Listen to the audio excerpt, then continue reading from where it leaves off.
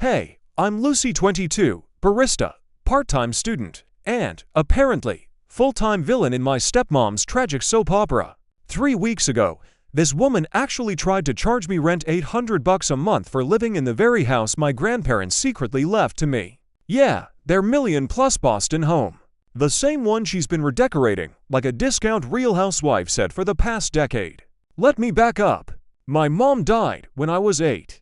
Dad was wrecked like can't remember to eat wrecked, so my grandparents moved in to help raise me. They were sweet, old money practical, matching cardigans, proper silverware, jazz records, all that. The house was their idea of safety. 4 bedrooms, ivy on the brick, the kind of place you smell cookies and floor polish at the same time.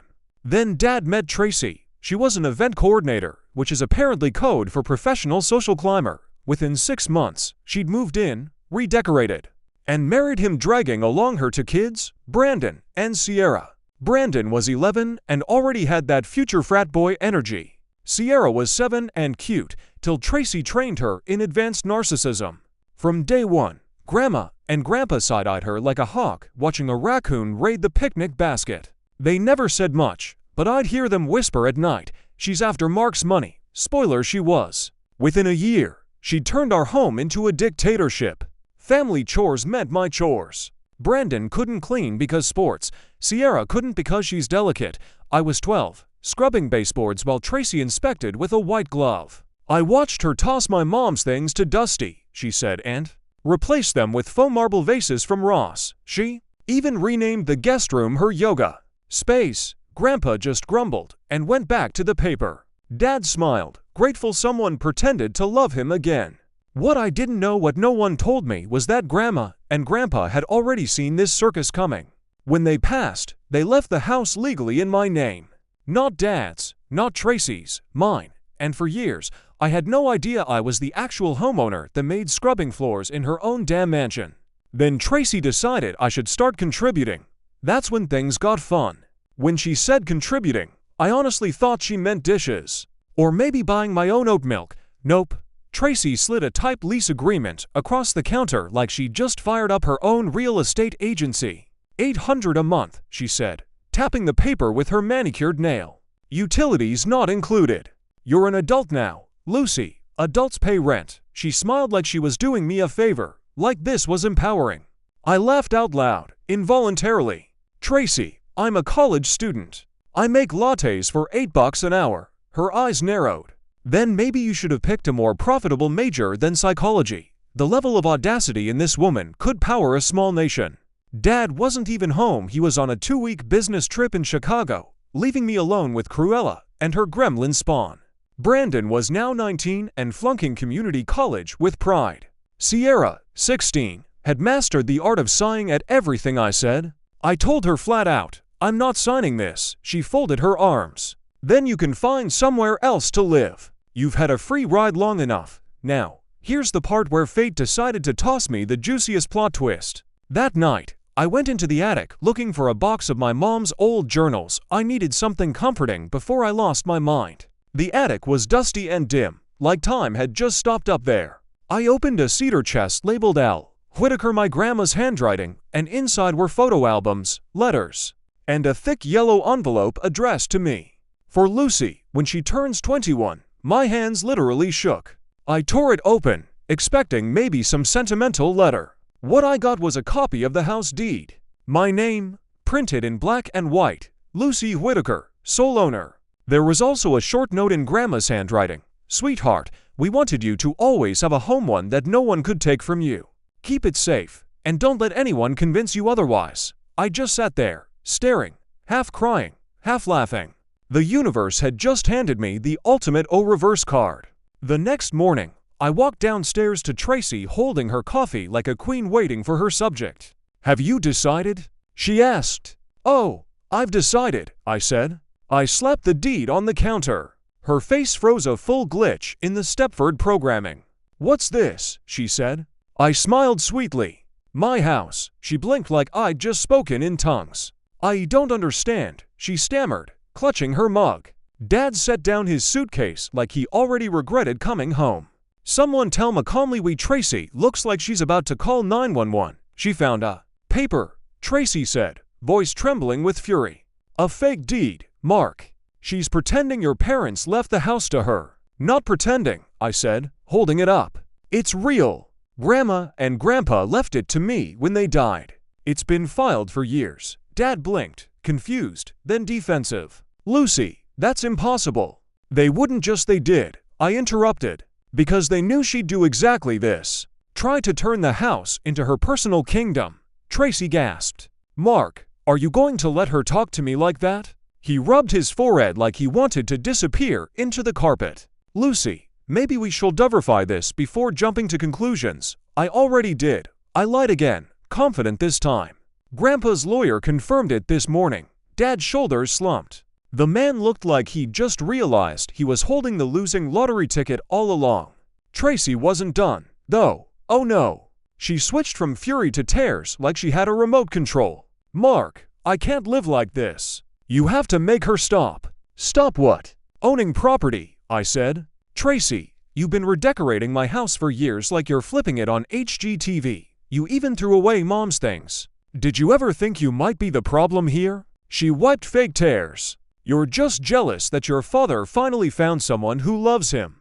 Tracy, Dad said weakly. Maybe we should all know. Mark. She snapped. If she thinks she owns the place, maybe she should act like it. Pay the bills, fix the roof, deal with Brandon's tuition. Hey. Brandon cut in. Don't bring me into this. Oh, I'm bringing everyone, I said. Starting today, you all pay rent or you move out. Simple as that. You could have heard a pin drop. Sierra whispered, does that include me? I gave her a half smile. You do your homework and stop calling me maid girl, and we'll work something out. Tracy looked at Dad like she was about to combust. Mark, if you don't make her leave, I will. And that's when Dad said something I never thought I'd hear. Maybe she's right. Tracy, the room froze. He sighed. My parents loved Lucy. If that's what they wanted, I'm not going to fight it. We'll figure something out. Tracy's jaw dropped so far I thought she might actually swallow a fly. Then she whispered, low and venomous, you'll regret this. And for once, I believed her. Because that night, something happened that proved this war wasn't over. Oh, I think you do, I said. See that name? That's mine. Grandma and Grandpa left the house to me. Legally, you've been living in my house, Tracy. I could almost hear the Windows error sound in her brain. Brandon shuffled in mid-scene, shirtless, spooning cereal like a caveman. What's going on? Apparently, Tracy hissed, your sister thinks she owns the house. I held up the papers. Not thinks, knows. He squinted, trying to read. Wait, so we pay you rent now? I smiled at him. That's actually a great idea. Tracy's jaw dropped. You can't be serious. Oh, I'm dead serious. $800 a month, utilities not included. I slid the lease across the table, her lease with my own scribbles changing the names. Brandon almost choked on his cereal. Sierra wandered in behind him, earbuds dangling, phone in hand. Tracy spun toward her. Go to your room. Sierra shrugged. Whose room? Sounds like they all belong to Lucy now. I swear, if sarcasm were a sport, that kid would medal. Tracy lunged for the papers, waving them around. Mark will never agree to this. Dad doesn't get a say, I said, calm as a judge. It's not his property. Grandma and Grandpa made sure of that. I even called the lawyer this morning. Everything's legit. That part was a bluff. I hadn't called anyone yet, but the confidence alone hit her like a truck. Her voice cracked. You can't just throw us out. I leaned in. Watch me. For a solid 5 seconds, no one moved. The only sound was the fridge humming and Brandon crunching cereal. Then Tracy snapped. You ungrateful little brat. After everything I've done for this family, yeah, I said, cutting her off. I've been meaning to thank you for teaching me how to mop my own floors in my own house. She went red like cartoon thermometer red. That's when the front door opened. Dad, back early. Suitcase still in hand. He looked at me with the deed. Tracy mid-scream. Brandon holding a spoon like a weapon and just said, what the hell is going on here? And right there, the whole fragile piece we'd all faked for 10 years detonated. Dad set down his suitcase like he already regretted coming home. Someone tell Ma calmly we Tracy looks like she's about to call 911. She found a paper, Tracy said, voice trembling with fury. A fake deed, Mark. She's pretending your parents left the house to her. Not pretending, I said, holding it up. It's real. Grandma and Grandpa left it to me when they died. It's been filed for years. Dad blinked, confused, then defensive. Lucy, that's impossible. They wouldn't just they did, I interrupted. Because they knew she'd do exactly this. Try to turn the house into her personal kingdom. Tracy gasped. Mark, are you going to let her talk to me like that? He rubbed his forehead like he wanted to disappear into the carpet. Lucy, maybe we should verify this before jumping to conclusions. I already did. I lied again, confident this time. Grandpa's lawyer confirmed it this morning. Dad's shoulders slumped. The man looked like he'd just realized he was holding the losing lottery ticket all along. Tracy wasn't done, though. Oh no. She switched from fury to tears like she had a remote control. Mark, I can't live like this. You have to make her stop. Stop what? Owning property, I said. Tracy, you've been redecorating my house for years like you're flipping it on HGTV. You even threw away Mom's things.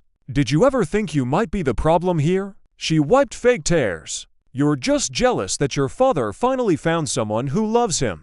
Tracy, Dad said weakly. Maybe we should all know. Mark. She snapped. If she thinks she owns the place, maybe she should act like it. Pay the bills, fix the roof, deal with Brandon's tuition. Hey. Brandon cut in.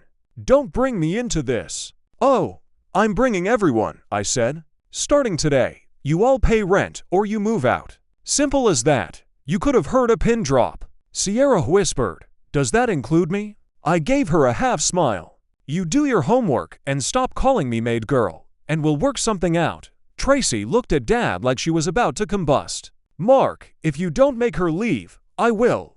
And that's when Dad said something I never thought I'd hear. Maybe she's right. Tracy, the room froze. He sighed. My parents loved Lucy. If that's what they wanted, I'm not going to fight it. We'll figure something out. Tracy's jaw dropped so far I thought she might actually swallow a fly.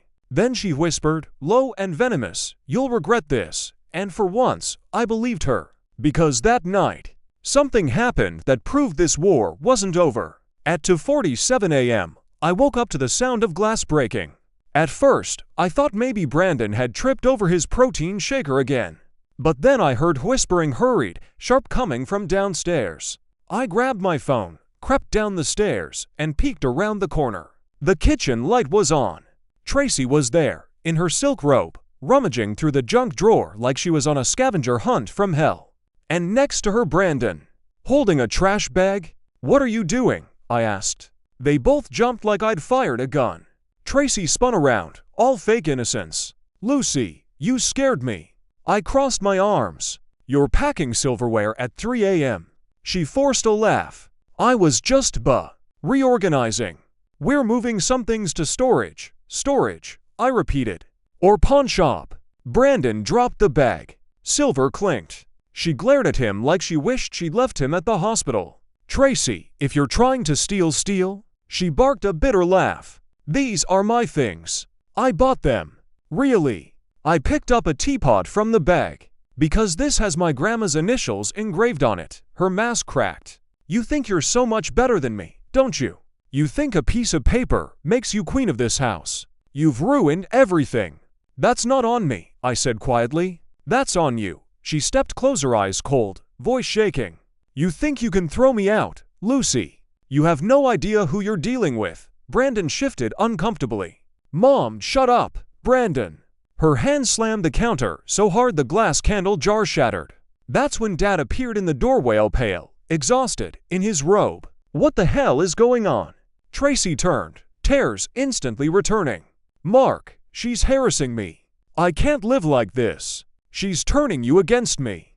Dad looked at me, then at the broken glass, then back at her. Tracy, you tried to steal my parents' things. She froze. Mark, you don't understand, he cut her off. No, I think I finally do.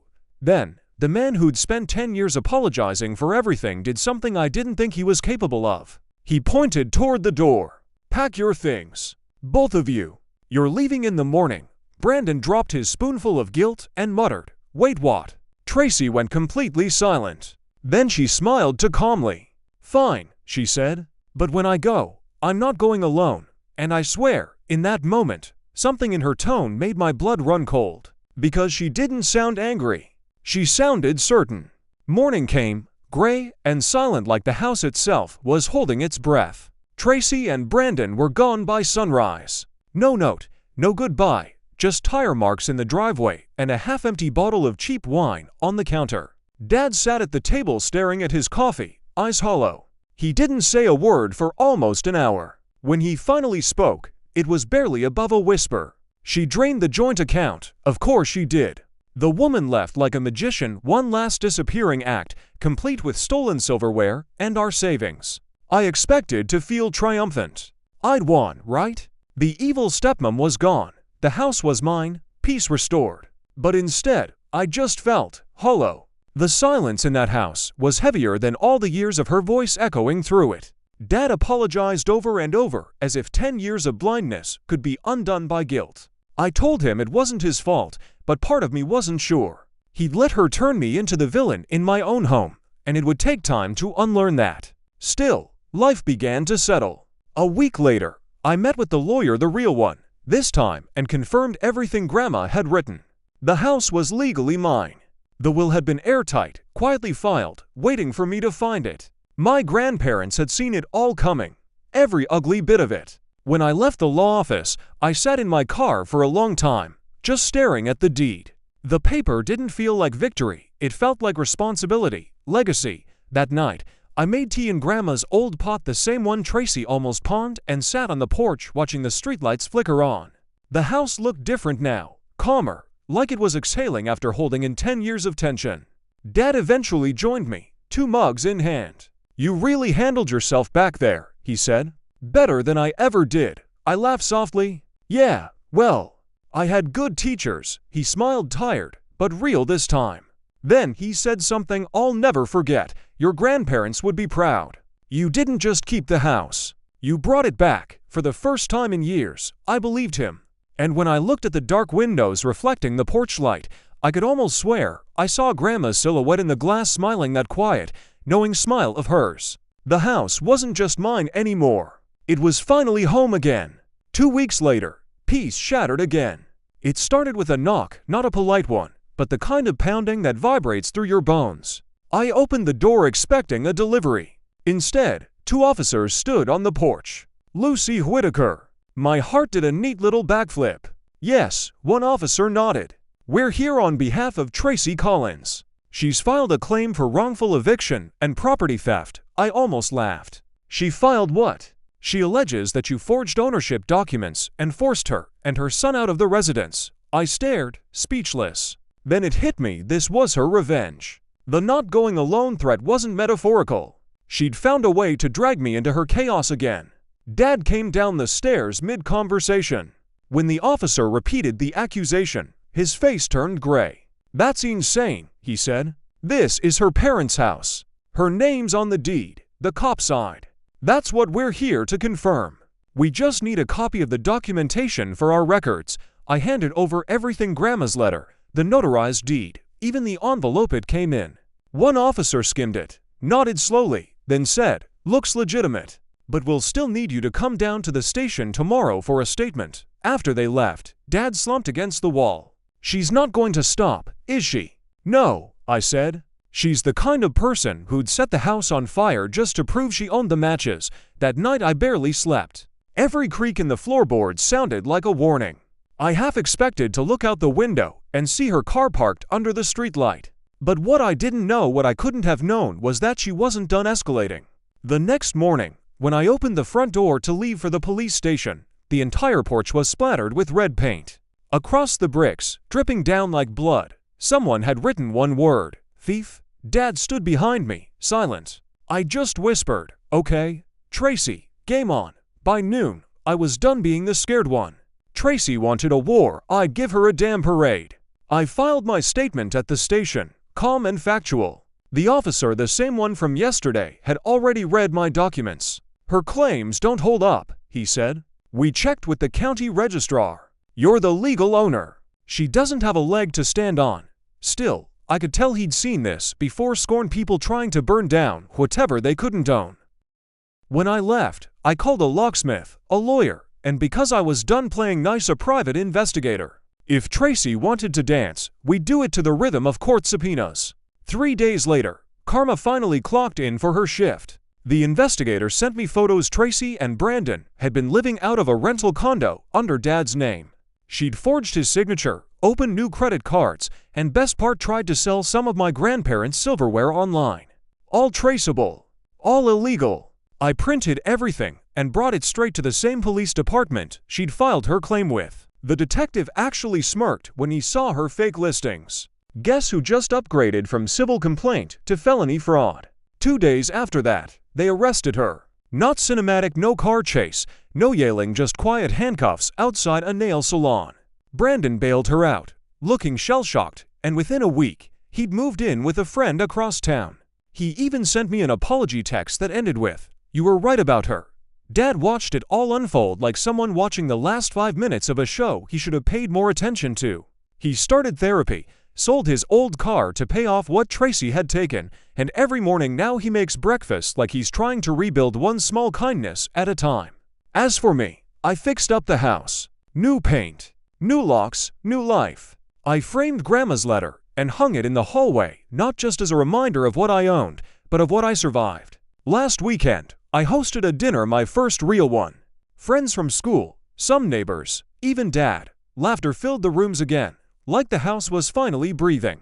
When everyone left, I stood at the doorway with a cup of tea, looking out at the quiet street. The paint stain on the porch was long scrubbed away, but under the porch light, I could still see a faint ghost of it. Thief. I smiled. Yeah, Tracy, I did steal something. I stole back my peace, my family's home, and the life you thought you could take. And this time, I wasn't giving it back.